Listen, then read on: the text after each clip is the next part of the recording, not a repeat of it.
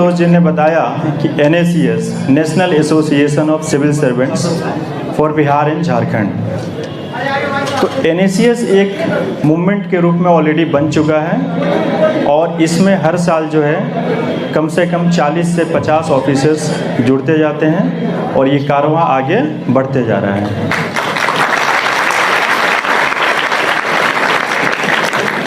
इस सेमिनार से हम क्या उम्मीद करते हैं ये मैं बता दूं। इस सेमिनार से हम ये उम्मीद करते हैं कि आप लोगों में से कुछ लोग जो है मंच पे अगले साल आ जाएं।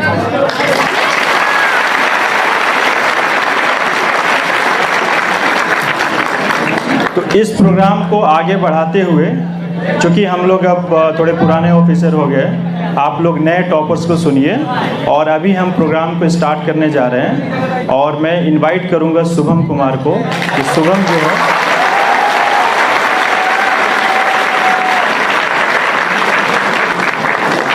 शुभम जो है अपनी बात जो है आपके सामने रखेंगे और साथ ही साथ उसके बाद जो है दूसरे टॉपर्स जो है अपनी बात रखेंगे और फिर जो है लास्ट में हम लोग क्वेश्चन आंसर सेशन रखेंगे और आप लोगों को मौका देंगे हम लोग कि आप जो भी क्वेश्चन पूछना चाहें आप पूछ सकते हैं।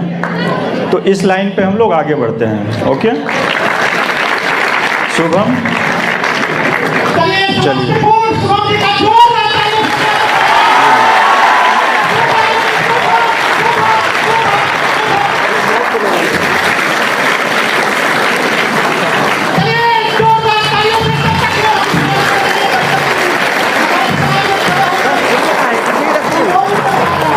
ये भी किसी का है?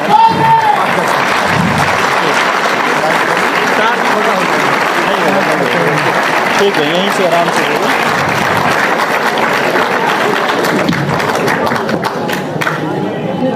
Good morning everyone.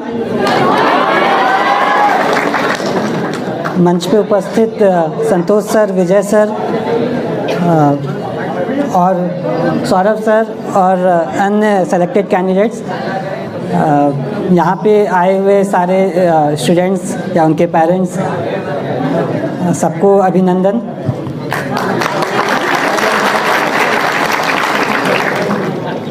जैसे कि सर ने बताया कि जब सर ने मुझे बोला कि ऐसा एक प्रोग्राम करना चाहते हैं समस्तीपुर में, तो हम लोग एक्सपेक्ट कर रहे थे कि 100 से 200 लोग आएंगे, लेकिन यहाँ पे भीड़ देख के और जितने age group, different age group को मैं देखता हूँ तो मुझे यकीन हो रहा है कि कितने लोग मोटिवेटेड हैं IAS बनने के लिए या सिविल सर्विसेज में आने के लिए।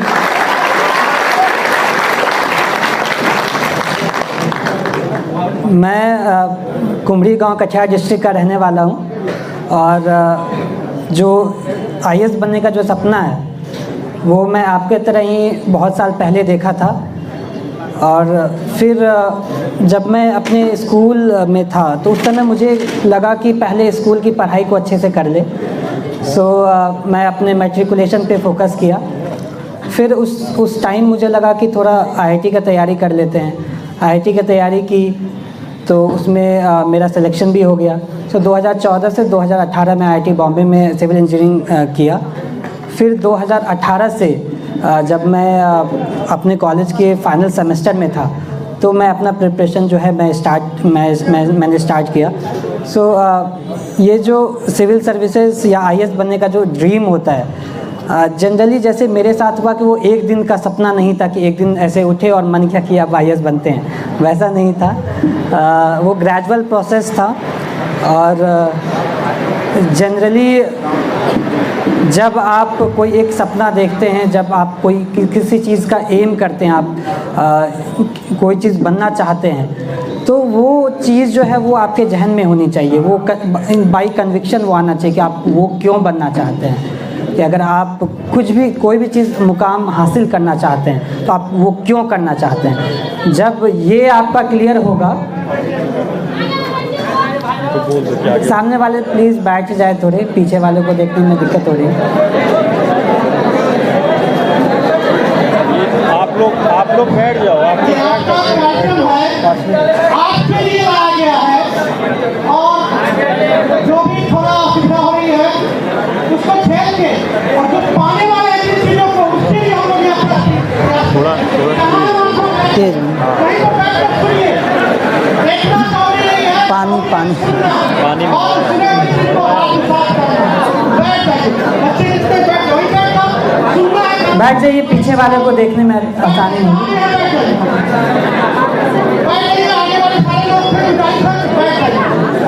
क्या हमारे नीचे हमारा घर लिखा हुआ है, कोई गंदा नहीं होगा, बैठ जाइए।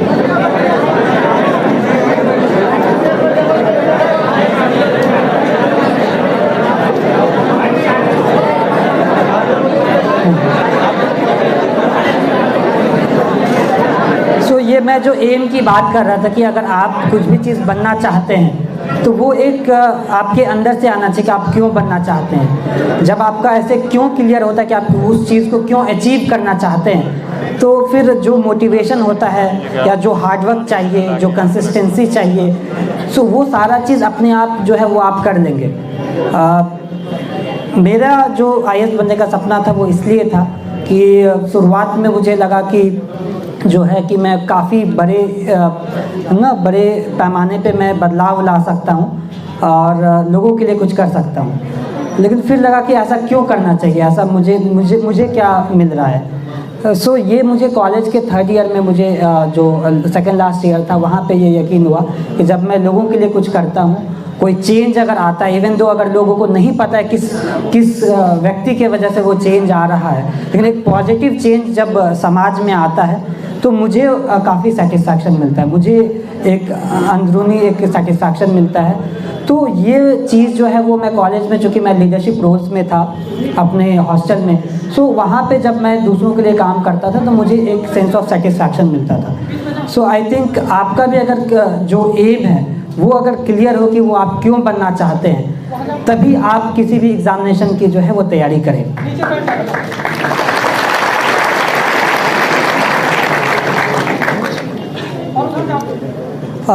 जब ये मेरा एम क्लियर हो गया, जैसे कि मैं कॉलेज में था तो मैं अलग अलग कैरियर पाथ भी देखा। ऐसा नहीं है कि सीधा मैं IAS का डिसाइड किया पहले तो 100% इसी की तरफ गए, नहीं। पहले मैं और सब चीज़ें देखा कि मुझे जो है वो कहीं कॉर्पोरेट वर्ल्ड में काम करने में तो अच्छा नहीं लग रहा। मैं रिसर्च वर्क भी किया, मैं सारा चीज़ थोड़ा थोड़ा ट्राई किया। एज अ इंटर्न मैं 2 महीने उसमें काम किया, फिर जाके मैं डिसाइड किया था। सो आपका भी जो डिसीज़न हो, आप जो भी क्लास में हो या कॉलेज में हो, तो आप अपने कैरियर पाथ को बहुत लॉजिकली और बहुत अच्छे से देखें कि आप किस फील्ड में अच्छा कर सकते हैं। ये भी बहुत ज़रूरी है कि आप किस फील्ड में अच्छा कर सकते हैं, इंटरेस्ट है कि नहीं, सो उस सर्विस में आप अच्छा कर पाएंगे, वो सारा चीज़ आप एनालाइज कर सकते हैं। तो शुरुआत में तो आप नहीं कर पाएंगे, लेकिन जब आप कॉलेज में रहेंगे, जब आप फाइनल ईयर में रहेंगे, तब वो मैच्योरिटी आ जाती है, तो वहाँ पे आप अच्छे से डिसाइड कर सकते हैं। अगर आपका पहले से जो है वो एम बहुत क्लियर है, आपको सारा चीज़ जो है पता है कि आपको क्यों बनना है, तब आप जो है आप पहले से भी तैयारी कर सकते हैं। बट मेरा ये मानना है कि आप थोड़ा जब एक मैच्योरिटी आने के बाद जब आप तैयारी करते हैं तो आप अच्छे से थोड़ा बेटर तैयारी कर पाते हैं। और जिस भी क्लास में, जैसे मैं बहुत जो है वो छोटे बच्चों को भी देख पा रहा हूँ, सो अगर आप छोटे क्लास में तो पहले कोशिश करिए कि आप जिस क्लास में हैं वहाँ पे अच्छा करें। आप 3-4 चीज़ पे फोकस करिए कि आप राइट वैल्यूज़ आप सीख रहे हैं, आप घर पे हैं, आप अपने स्कूल में जाते हैं तो आप अच्छा बिहेव करिए, आप एक राइट ह्यूमन बीइंग बनिए, पहले आप अच्छा इंसान बनिए। फिर आप अच्छे हैबिट्स डेवलप करिए कि आप 1-2 घंटे सेल्फ स्टडी कर पा रहे हैं। 1 घंटे भी सेल्फ स्टडी अगर आप 7, 8, 9 में कर लेते हैं वो मोर देन सफिशिएंट होता है। तो सेल्फ स्टडी की हैबिट्स डालें।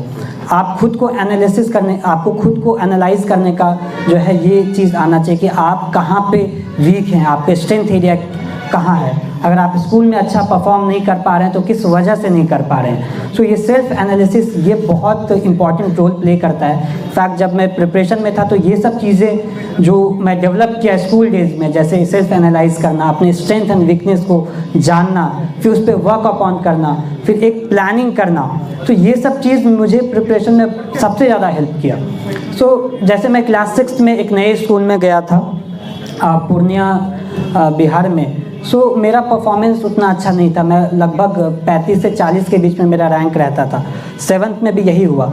फिर 8th में मुझे रियलाइजेशन हुआ, वो कॉन्शियसनेस डेवलप हुई कि मैं पीछे आ रहा हूँ तो क्यों आ रहा हूँ, मुझे इस पर वर्क अपॉन करना है। सो मैं एक प्लान के तहत क्लास 8 में वर्क किया।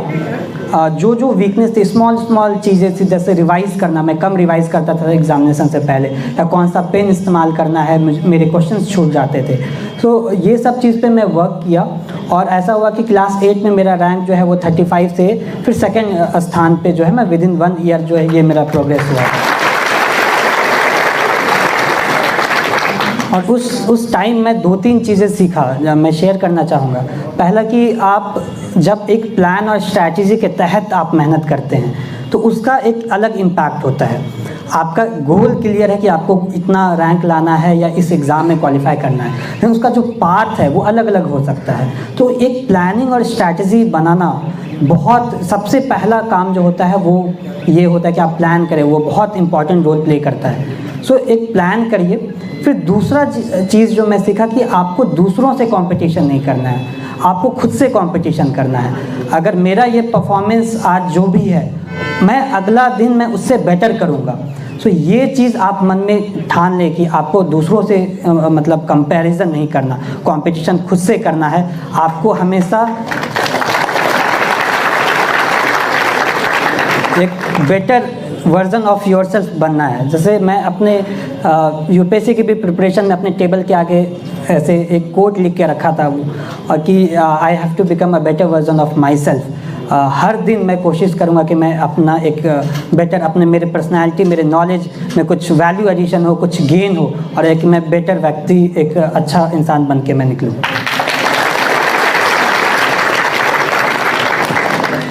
फिर तीसरा चीज़ जो मुझे स्कूल में समझ में आया था, the importance of grit. Grit कहते हैं जिद्दीपन, कि आप कुछ ठान लें तो वो करके आप दिखाएं। अगर मैं किसी चीज़ का एम किया और मैं उसे अचीव नहीं कर पा रहा हूँ तो मैं फिर एनालाइज करूँगा, मैं देखूँगा कमी कहाँ है, फिर उस पर वर्क करूँगा, फिर उस पर पूरा 100% दूँगा और जिद एक मची रहनी चाहिए कि मैं ये क्यों करना चाहता हूँ, मैं मुझे ये करना है। सो ये जो है कि मुझे ये करना है और एक दिन मैं करके दिखाऊंगा, ये भी एक बहुत बड़ा रोल प्ले करता है। आप किसी भी मुकाम पे जाएंगे, सो ये जो जिद होती है किसी एग्ज़ाम को क्रैक करने का, किसी चीज़ में अच्छा परफॉर्म करने का, ये जिद आपको बहुत हेल्प करेगा।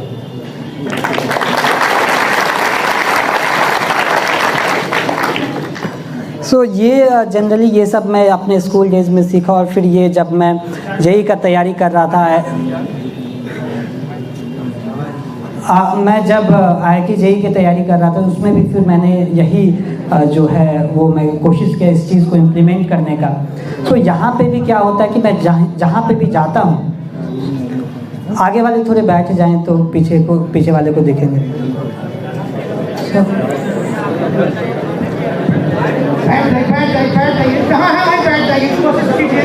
एक माइक वो वाला नहीं है, कॉर्डलेस वाला।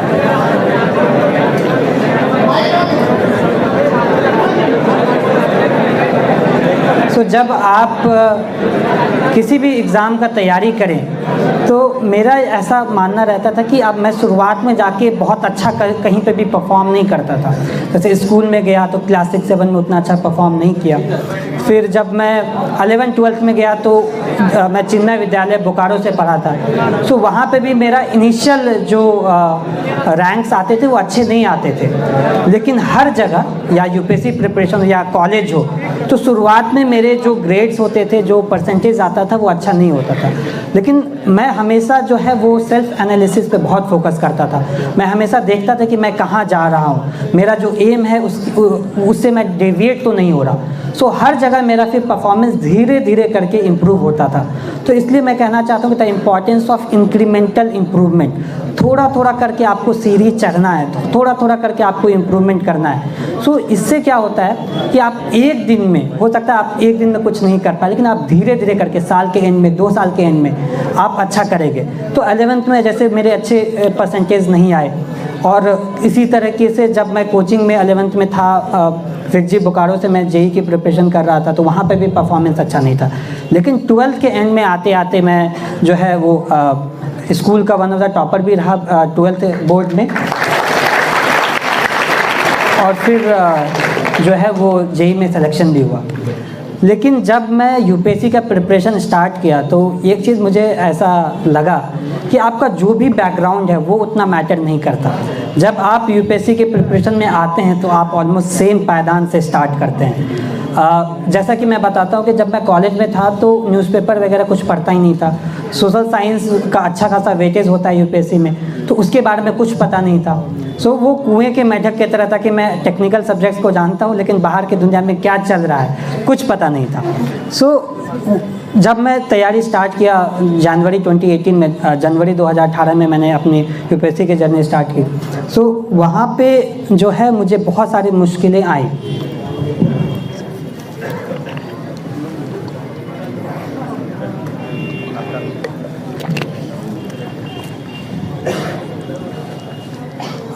जैसे कि जब न्यूज़पेपर पढ़ना स्टार्ट किया द हिंदू, तो द हिंदू के काफ़ी सारे वर्ड्स मुझे समझ में नहीं आते थे।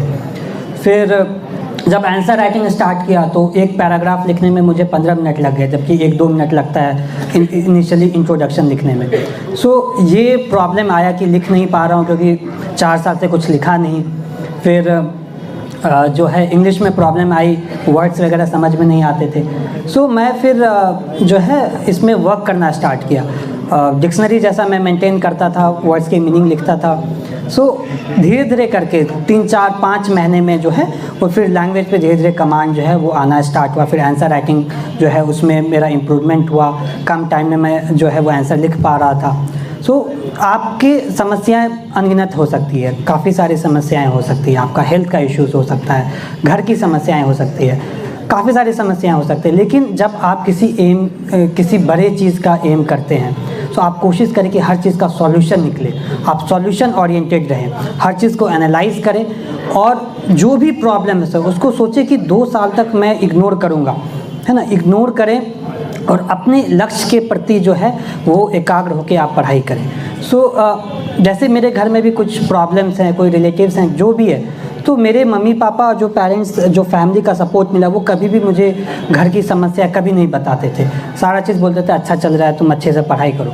तो ये बहुत ज़रूरी है कि आपका जो पूरा एनर्जी है वो एक तरफ जाना चाहिए। और ये मेरा मानना है कि अगर आप तैयारी करते हैं तो हो सकता है कि आप 2-3 एग्जामिनेशन को टारगेट कर रहे हो। मेरा ये मानना है कि एक बार में एक एग्जामिनेशन को टारगेट करें और अगर बाई चांस अगर नहीं सफलता मिल रही तब आप किसी और एग्जामिनेशन को ट्राई कर सकते हैं।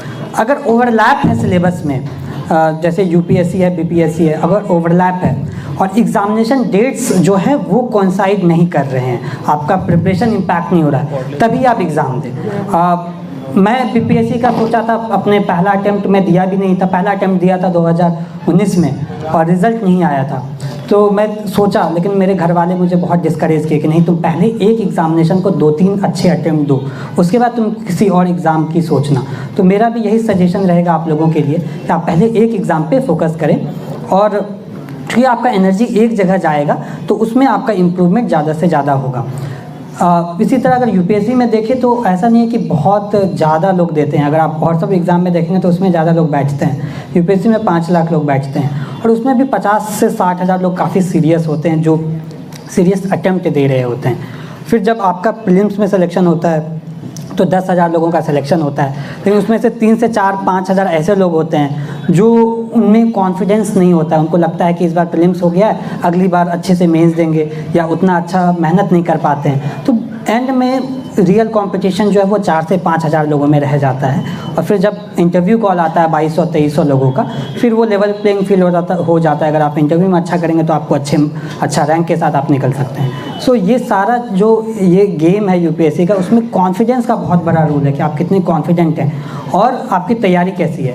तो बहुत बार ऐसा होता है तैयारी करने के बाद भी कॉन्फिडेंस थोड़ा नहीं आता है। तो इस बार भी मेरा ऐसा हुआ कि 9 जनवरी से एग्ज़ामिनेशन था और 24-25 दिसंबर को, मुझे अभी भी याद है डेट्स, वो मैं पढ़ नहीं पाया था क्योंकि लो फील कर रहा था। तो यूपीएससी का जर्नी में ये बहुत कॉमन है कि आप कोई भी कॉम्पिटिटिव एग्ज़ाम के जर्नी में कि आप काफ़ी सारे इमोशन से गुजरेंगे। आप जो है कभी बहुत खुश होंगे अगर टेस्ट सीरीज़ में अच्छा करेंगे, कभी जो है निराशा होगी। कोई अगर अच्छा कर रहा है आपसे और आप उतना अच्छा परफॉर्म नहीं कर रहे हैं तो आपका जो कॉन्फिडेंस लेवल है वो कहीं ना कहीं लो होगा। कुछ आसान क्वेश्चन गलत हो जाएगा तो आपका कॉन्फिडेंस नीचे चला जाता है। तो ये बहुत कॉमन है और 15 दिन एग्ज़ामिनेशन से 15 दिन मुझे ऐसा लग रहा था कि इस बार का मेंस जो है वो ख़राब हो गया, मैं अच्छे से पढ़ाई नहीं कर पाया, थोड़ा ज्वाइनिंग का फॉर्मेलिटीज़ था, फिर ठंड का टाइम था दिल्ली में, उतने अच्छे से पढ़ाई नहीं कर पा रहा था कुछ दिनों तक। सो ये सारा चीज़ हुआ, लेकिन फिर एंड में मेरे कुछ अच्छे दोस्त थे, मेरे फैमिली मेम्बर्स थे, उन्होंने काफ़ी मोटिवेट किया कि नहीं तुम शुभम अच्छा करोगे, तुम एग्ज़ाम अच्छे से दो, अभी जो 10-15 दिन बचे हैं उसमें अच्छे से रिवीजन करो। सो इट्स वेरी कॉमन कि आप जो है अलग अलग इमोशन से गुजरेंगे, और जो भी टॉपर्स हुए हैं वो भी इस स्टेज से गुजरते हैं, वो अप्स एंड डाउन्स, वो पूरे 2 साल 3 साल 4 साल 5 साल जितना भी उनका प्रिपरेशन फेज़ होता है वो इन इमोशन से गुजरना पड़ता है। और जो मैंने जो तैयारी स्टार्ट की 2018 में, तो इसमें मैं हाईलाइट करना चाहता हूँ the role of answer writing, कि आप आंसर राइटिंग करें। और बहुत कॉमन है, इट्स वेरी कॉमन और इट्स नेचुरल कि जो आप पहला आंसर लिखेंगे वो आप सबसे ख़राब आंसर लिखेंगे, आप अच्छे से लिख नहीं पाएंगे। सो लेकिन आप अगर बहुत प्रैक्टिस करते हैं, आप बार बार लिखते हैं, आप बार बार रिवाइज़ करते हैं, आपका इम्प्रूवमेंट हर आंसर में होगा। इफ़ यू मतलब राइट आंसर्स डेली, 15 दिन के बाद आपका जो इम्प्रूवमेंट होगा यू कैन नॉट मतलब इमेजिन। आप पहला दिन का कॉपी अगर 15 अपने 15th डे से करेंगे या मंथ के एंड से करेंगे तो आपको भी लगेगा कि कितना ज़्यादा इम्प्रूवमेंट हो गया। सो ये जो इंक्रीमेंटल इम्प्रूवमेंट है और जो आंसर राइटिंग है, कंसिस्टेंट मेहनत है, ये बहुत ज़रूरी। आई थिंक जो भी मंच पे हैं वो उन लोगों ने ये सारा चीज़ जो है वो फॉलो किया होगा। और जब मैं प्रीलिम्स की तैयारी जो 2018 में किया तो उस पर प्रीलिम्स क्लियर नहीं हुआ, तो उसमें आपको डीमोटिवेट नहीं होना है, आपको देखना है कि किस वजह से क्लियर नहीं हुआ, आप कहाँ पे जो है वो कमियां रह गई, किस एरिया पे आपको फोकस करना चाहिए। ऐसा होगा कि हर बार का प्रीलिम्स आपको नया लगेगा, क्योंकि यूपीएससी ट्राई करता है कि पैटर्न जो है वो एस्पिरेंट्स नहीं पहचान पाए, नए पैटर्न का क्वेश्चन वो देगा। सो यहाँ पे आपको क्या करना है कि आपको सिलेबस अच्छे से करना है, आपको बार बार रिवाइज़ करना है और ब्लंडर्स जो है वो कम से कम करना है एग्ज़ामिनेशन हॉल में। सो आप बार बार उस चीज़ को करें, आप अपने कमियां को जानें और तैयारी अच्छे से करें। और जो प्रीलिम्स है उसमें ब्लंडर्स आपको अगर एग्ज़ामिनेशन में कम करना है तो थोड़े मॉक पेपर्स अच्छे से आप प्रीलिम्स से पहले लगाएं। और सिमिलरली मेंस के लिए भी जब आपका प्रीलिम्स का रिज़ल्ट जैसे आप जिस दिन देते हैं तो आप मेंस का रिज़ल्ट का वेट ना करें कि मेंस का रिज़ल्ट प्रीलिम्स का रिज़ल्ट आएगा तब मैं मेंस की तैयारी स्टार्ट करूँगा। प्रीलिम्स जैसे ख़त्म होता है आप मेंस की तैयारी करें। हो सकता है इस बार प्रीलिम्स ना हो, लेकिन अगर आप मेंस की तैयारी एक बार करते हैं तो अगले अटेम्प्ट में बहुत आपके लिए आसान हो जाता है फिर से मेंस की तैयारी करना। सो प्रीलिम्स 2019 में 2 जून को था, मैं 3 जून से जो है ऑलमोस्ट 3 या 2 जून को था और मैं अगले दिन से तैयारी जो है अपना स्टार्ट कर दिया था। ऐसा क्यों? क्योंकि 2019 में प्रीलिम्स से पहले मैं मेंस की तैयारी उतना अच्छे से कर नहीं पाया था, 20-30% की सिलेबस कवर कर पाया था। तो याद रखिए कि अगर एक बार आपका प्रीलिम्स होता है और अगर आप 100% देते हैं, अच्छे से तैयारी करते हैं, तो मेंस में क्लियर करने का चांसेस बहुत बढ़ जाता है। फिर उस साल मुझे 290 रैंक आया और मैं भारतीय रक्षा लेखा सेवा में जो है वो उसमें मेरा चयनित हुआ, उसमें मेरी ट्रेनिंग भी चल रही थी। सो वहाँ पे जो प्रीलिम्स और मेंस का जो टाइम है उसमें आपको बस पढ़ना ही है, पढ़ाई के अलावा आपको कम से कम डिस्ट्रैक्शंस होनी चाहिए। आप 9 से 10 घंटे करके पढ़ें, थोड़ा थोड़ा बीच में ब्रेक लें और एफिशिएंसी पे वर्क करें। ऐसा नहीं होना चाहिए कि आप एक टॉपिक बहुत लंबा पढ़ रहे हैं, को ज़्यादा समझ में नहीं आ रहा है, वैसा नहीं होना चाहिए। मैं अपने स्टडी स्लॉट्स को 1 घंटे में पढ़ता था, लेकिन 55 मिनट या 50 मिनट पढ़ता था, फिर 10 मिनट का ब्रेक लेता था हर घंटे। सो इस तरीके से आप डिवाइड करें, आप एफिशिएंसी पे काम करें और जो प्रीलिम्स और मेंस के बीच का टाइम है उसको अच्छे से यूटिलाइज़ करें। और उसके बाद आप थोड़ा रिलैक्स हो सकते हैं, लेकिन तैयारी कंटिन्यू रखें। जैसे मेरा 9 सितंबर को इस बार इंटरव्यू था और 24 सितंबर को रिज़ल्ट आया। रिज़ल्ट के दिन भी मैं अगले प्रीलिम्स जो कि 10 अक्टूबर को होने वाला था उसकी मैं तैयारी कर रहा था। और इंटरव्यू और रिज़ल्ट के 15 दिनों में मैं 5 से 6 प्रीलिम्स के मॉक पेपर्स भी मैं दे दिया था। सो इट्स वेरी इंपॉर्टेंट कि आप जो तैयारी है वो कंसिस्टेंट रखें। जब तक आपको IAS नहीं मिल जाता या IPS नहीं मिल जाता, जो भी सर्विस की आप एम करते हैं, जब तक वो नहीं मिल जाता आप उसमें तैयारी कंटिन्यू रखें। और जब आपको लगता है कि आप 100% दे दिए, आप एग्ज़ाम में और इम्प्रूव नहीं कर सकते, एग्ज़ाम क्लियर नहीं हो पा रहा है, तब आप कुछ और चीज़ की भी सोच सकते हैं। उसमें निराश नहीं होना है। देखिए, आपका अल्टीमेट एम अगर है कि आप समाज में सेवा करना चाहते हैं, आप काफ़ी तरीक़ों से कर सकते हैं।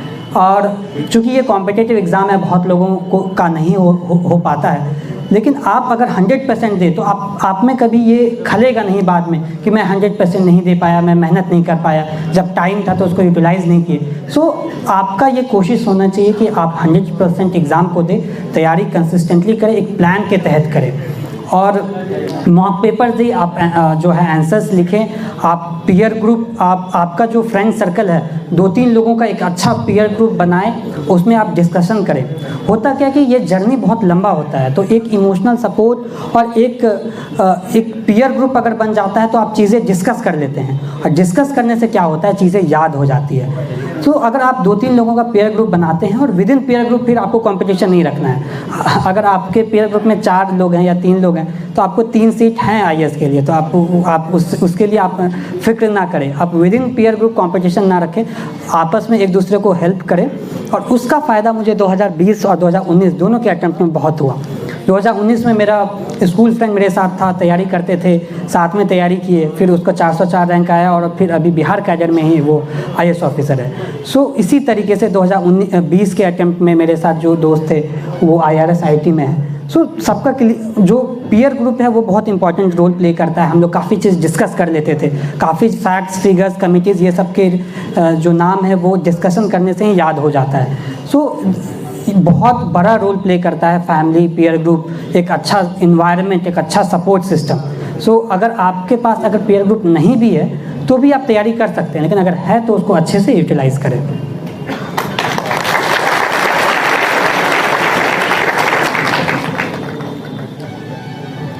फिर इसके साथ साथ ये बहुत ज़रूरी है कि आप पॉजिटिव माइंडसेट जो है वो रखें, और जो भी निगेटिव लोग आपके साथ होते हैं, जो आपको डीमोटिवेट करते हैं, उनसे दूरी बना के रखें। कल ही डिस्कशन हो रहा था तो संतोष सर बोल रहे थे कि द इम्पोर्टेंस ऑफ साइलेंस, कि आप साइलेंट रहें। अगर आपको डीमोटिवेट करते कि तुमसे नहीं हो पाएगा, तुम नहीं कर पाओगे, तो आप उस पर ध्यान ही ना दें, उसको रिप्लाई ही ना करें। आप शांत तरीके से अपने लक्ष्य के तरफ बस आप तैयारी करें, उस पर पूरा ध्यान केंद्रित करें, क्योंकि आप 2 कमेंट का उसका रिप्लाई करने जाएंगे, उनको जवाब देने जाएंगे, तब तो हो गया, तब आप तैयारी नहीं कर पाएंगे। तो 2018 में जब मैं UPSC का जो प्रिपरेशन स्टार्ट कर रहा था, तो एक रिलेटिव मेरे पापा से कहते हैं कि जॉब नहीं लगा क्या, इसलिए तैयारी कर रहा है क्या। तो ये कॉमन होगा, आपके जो रिलेटिव्स होंगे वही आपको जो है नीचे रखेंगे। जिस दिन आपका रिज़ल्ट आएगा वो सारे लोग फिर आपके घर पे आ जाएंगे और अपना ही कहेंगे। सो जो भी निगेटिव लोग हैं, जो भी आपको डीमोटिवेट करते हैं, उनसे आप दूरी बना के रखें और अपना जो माइंडसेट है वो पॉजिटिव रखें कि नहीं, आपका होगा, किसी एक ना एक दिन आपका जो है, आपका भी नाम जो है लिस्ट में आएगा। सो एक पॉजिटिव माइंडसेट के साथ आप तैयारी करें।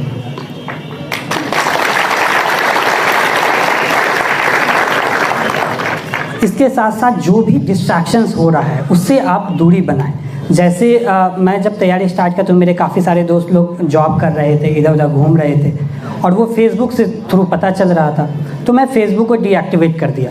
अगर आपको लगता है कि आप उसको लिमिटेड यूज़ कर रहे हैं और डिस्ट्रैक्ट नहीं हो रहे, तो आप यूज़ कर सकते हैं, लेकिन मुझे डिस्ट्रैक्शंस फील हो रहे थे, इसलिए मैं फेसबुक या सोशल मीडिया से मैं दूर रहा। और बाकी और सब भी समस्याएं आई, तो सबका आपको सॉल्यूशन निकालना है, आपको डिस्ट्रैक्शंस को मिनिमम करना है। और ये बहुत कॉमन है कि आपको डिस्ट्रैक्शंस होंगी, ऐसा नहीं होगा, हर दूसरे दिन होगा। 1 घंटे का मैं स्टडी स्लॉट्स रखता था, तो उसमें जब मैं पढ़ाई कर रहा हूँ 20 मिनट के बाद ध्यान आता था कि ये करना है, वो करना है, जो कि ज़रूरत नहीं है। तो जो भी दुनिया भर की तमाम चीज़ें हैं उसी पढ़ाई के दौरान जो है आपको याद आएंगी, ये भी कर लेते हैं, वो भी कर लेते हैं, लेकिन उस समय आपको दिमाग को फुसलाना है कि बस 1 घंटे मुझे पढ़ना है, उसके बाद करेंगे, उसके बाद आपको याद ही नहीं रहेगा। सो आपका ये माइंड गेम भी है। UPSC में आपको माइंड को बहुत स्ट्रॉन्ग रखना है और थोड़ा माइंड को अपने अकॉर्डिंग उसको कंट्रोल करना है, उसको अपने अकॉर्डिंग उसको ढालना है, ताकि आप लॉन्ग आवर्स या अच्छे से पढ़ाई कर पाएँ। इसी तरह काफ़ी सारे स्टेज में अगर मेरा 290 रैंक आ गया, लेकिन फिर तुरंत 5 मिनट के बाद रियलाइज़ हुआ कि IAS तो मिलेगा नहीं, तो तैयारी जो है वो स्टार्ट करना है। तो माइंड मेकअप करना भी बहुत ज़रूरी हो जाता है प्रिपरेशन में। आप माइंड को अच्छे से मेकअप करें और जिस भी स्टेज में प्रीलिम्स मेंस इंटरव्यू उसके अकॉर्डिंग माइंड को आप ट्रेन करें और कोशिश करें कि डिस्ट्रैक्शंस कम से कम हो, आप चीज़ों की सॉल्यूशन निकाल के आए, आप स्ट्रैटेजी बनाएं। करंट अफेयर्स का अच्छा खासा रोल होता है, स्टैटिक पार्ट का अच्छा खासा रोल होता है, तो आप जो बुक लिस्ट आप बना लें या जो सोर्सेस हैं उसको लिमिट कर लें, उसी को बार बार पढ़ें, उसी को रिवाइज़ करें, ब्लंडर्स एग्ज़ाम में कम करें। और करंट अफेयर्स के लिए जैसे मैं न्यूज़पेपर पढ़ा, फिर कुछ कोचिंग का जो मंथली कंपाइलेशन आता है विजन IAS का, मैं वो रेफ़र किया। सो इस तरीके से आप जो प्रिपरेशन है वो कॉम्प्रिहेंसिव रखें और यूपीएससी सिलेबस को रेफ़र करें और कोशिश करें कि जो भी टॉपिक यूपीएससी के इसमें दिया हुआ है उसमें आपको एक 100-200 वर्ड्स के नॉलेज है, आपको सफिशिएंट डिसेंट नॉलेज है, ताकि एग्जामिनेशन में आपका कोई क्वेश्चन छूटे नहीं, आप हर टॉपिक पे थोड़ा थोड़ा जो है वो लिख पाएँ। सो ये जो पूरा जर्नी है, आई थिंक ये आपको बहुत चीज़ सिखाता है। इनफैक्ट 3 साल में जो मैं सीखा, मुझे